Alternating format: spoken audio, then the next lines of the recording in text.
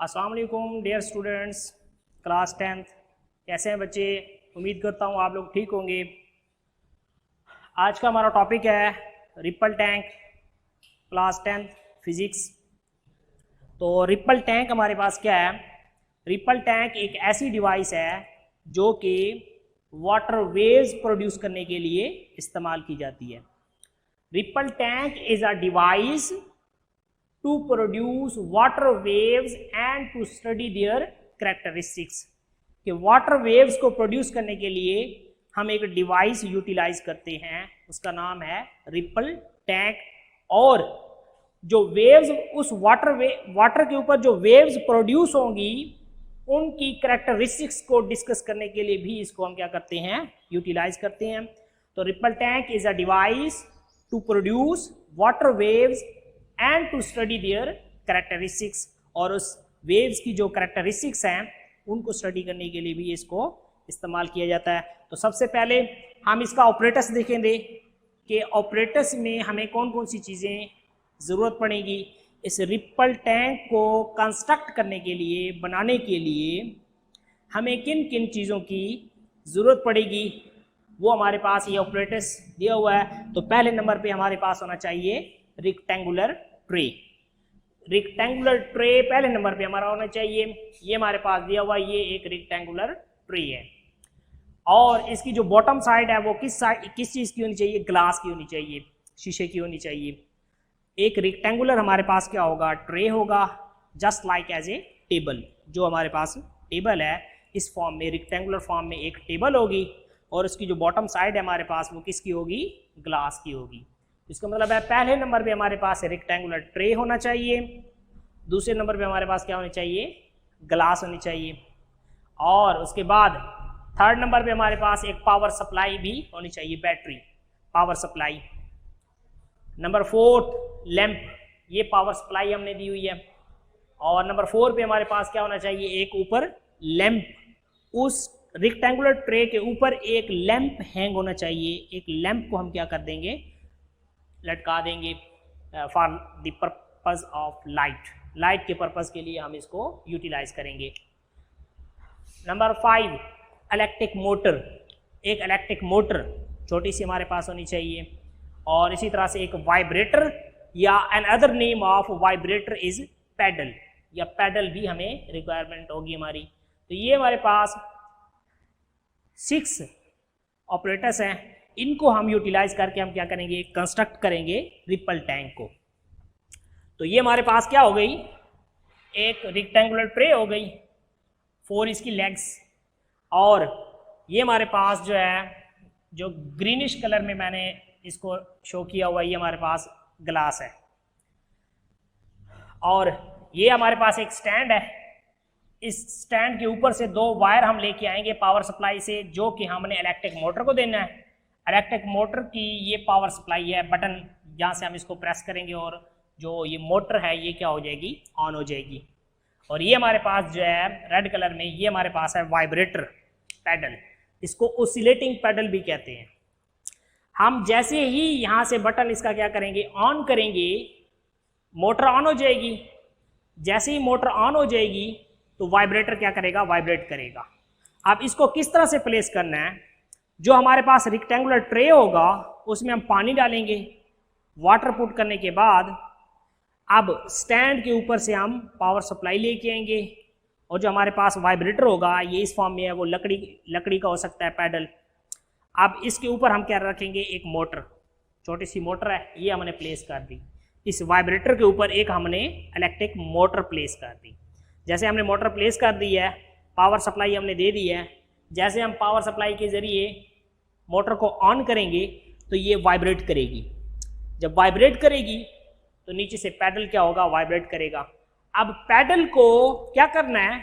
जो ट्रे के अंदर पानी है, वाटर है, उसकी सरफेस के साथ वो पैडल टच कर रहा हो। क्या कर रहा हो? जस्ट टच कर रहा हो। उसकी बॉटम साइड और उसकी जो ऊपर है हमारे पास साइड है वाटर की, वाटर सरफेस, वो एक दूसरे को जस्ट टच कर रही हो। जो वाइब्रेटर है वो पानी के अंदर नहीं होना चाहिए, पानी की सरफेस को टच कर रहा हो जस्ट।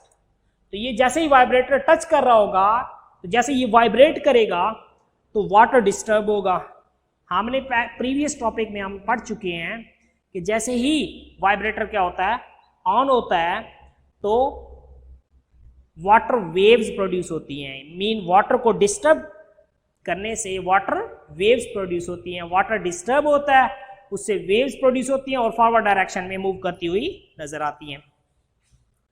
तो जैसे ही इलेक्ट्रिक मोटर को हम ऑन करेंगे, वाइब्रेटर ऑन हो जाएगा। वाइब्रेटर के ऑन होने से इस रिपल टैंक के अंदर वाटर वेव्स प्रोड्यूस हो जाएंगी। वेव्स जो प्रोड्यूस हो जाएंगी हमें कैसे नजर आएंगी? हमने ऊपर एक इलेक्ट्रिक लैंप लगाया हुआ है। जब इलेक्ट्रिक लैंप लगाया हुआ है उसको जब हमने ऑन किया तो वो जो वेव्स प्रोड्यूस हो रही हैं इसमें, वो नजर आएंगी हमें उसकी बॉटम साइड। जो रेक्टेंगुलर ट्रे की बॉटम साइड है उसमें वाइट पेपर रख दें या वाइट सरफेस का होना ज़रूरी है, ताकि इसके अंदर जो वेव्स प्रोड्यूस हों, यहाँ हमारे पास ऊपर इलेक्ट्रिक लैंप है, ये ऑन होगा तो उसकी लाइट इसके ऊपर पड़ेगी, तो इसका अक्स बनेगा बॉटम साइड में नीचे, तो यहाँ पर। तो ये हमारे पास जो वेव्स हैं इनके ये फॉरवर्ड डायरेक्शन में, इस डायरेक्शन में ट्रेवल करती हुई हमें नजर आएंगी। अब एक इसका पोर्शन होगा ब्राइट, एक होगा डार्क, फिर ब्राइट, फिर डार्क, फिर ब्राइट, फिर डार्क एंड सो ऑन, इस तरह से। अब ये ब्राइट एंड डार्क फ्रिंजेस जो नजर आएंगी हमें, वो क्या है? क्योंकि हमें पता है जब वेव प्रोड्यूस होती है इस फॉर्म में कि वाटर यहां से अप एंड डाउन हो रहा है, एक क्रस्ट और एक ट्रफ। ये हमारे पास क्या होगा? क्रस्ट, ये हमारे पास होगा ट्रफ।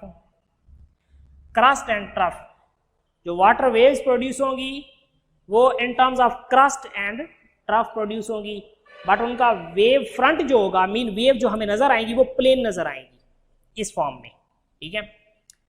अब एक ब्राइट फ्रिंजेस जो है वो क्रस्ट होगा और डार्क फ्रिंज क्या होगा? वो ट्रफ होगा।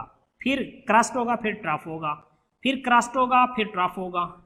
ये क्रस्ट, ये ब्राइट जो डार्क है ये ट्रफ, क्रस्ट एंड ट्रफ। इस तरह से वेव्स मूव करती हुई हमें नजर आएंगी।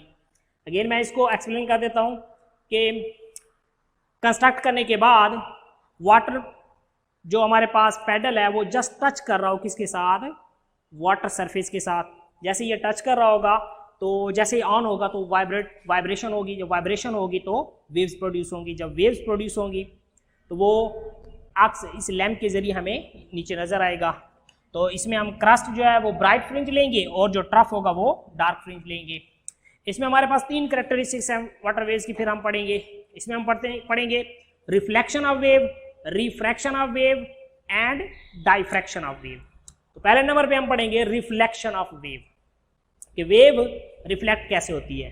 अगर हम उसी रिपल टैंक के अंदर एक हर्डल, एक प्रॉब्लम, एक बैरियर रख देते हैं वाटर वेव्स के आगे, देन क्या होता है कि वेव्स उससे टकरा के वापस आएंगी। When waves moving in one medium fall on the surface of another medium, mean water, यहां से वाटर वेव्स प्रोड्यूस हो रही हैं, वो वेव्स फॉरवर्ड डायरेक्शन में मूव कर रही हैं। ये वेव्स मैंने शो किया, ये ग्रीन कलर में मैंने शो किया कि वेव ट्रैवल कर रही हैं। आगे रेड कलर में मैंने बैरियर शो किया है, ये हमारे पास बैरियर है, वो रुकावट है।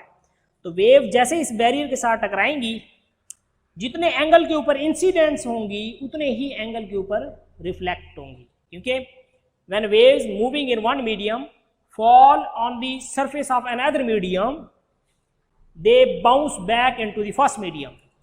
रिफ्लेक्ट, टकरा कर वेव्स वापस आएंगी back into first medium such that angle of incidence is equal to the angle of reflection. Mean ये वेव जो ट्रेवल कर रही हैं बैरियर के साथ, जिस एंगल के ऊपर इंसिडेंस होंगी उतने ही एंगल के ऊपर रिफ्लेक्ट होंगी, और रिफ्लेक्ट होकर कहाँ जाएंगी? पहले वाले मीडियम में वापस आ जाएंगी। तो इसका मतलब है वाटर वेव्स रिफ्लेक्शन के लॉज को क्या करती हैं? यूटिलाइज करती हैं, कि जिस एंगल के ऊपर इंसिडेंस होंगी उसी एंगल के ऊपर रिफ्लेक्ट होंगी। तो ये लॉज ऑफ रिफ्लेक्शन भी है कि वेव जो एक मीडियम से दूसरे मीडियम में जाएगी, जितने एंगल के ऊपर इंसिडेंस होगी उतने ही एंगल के ऊपर रिफ्लेक्ट होगी। तो तो ये हमारे पास ये हमने नॉर्मल ड्रा करते हैं फॉर मेजरमेंट ऑफ एंगल मालूम करने के लिए। तो इसकी वेव की जो सेकंड और थर्ड हमने refraction of wave and diffraction of wave जो है वो हम क्या करेंगे नेक्स्ट लेक्चर में क्या करेंगे डिस्कस करेंगे। अल्लाह हाफिज।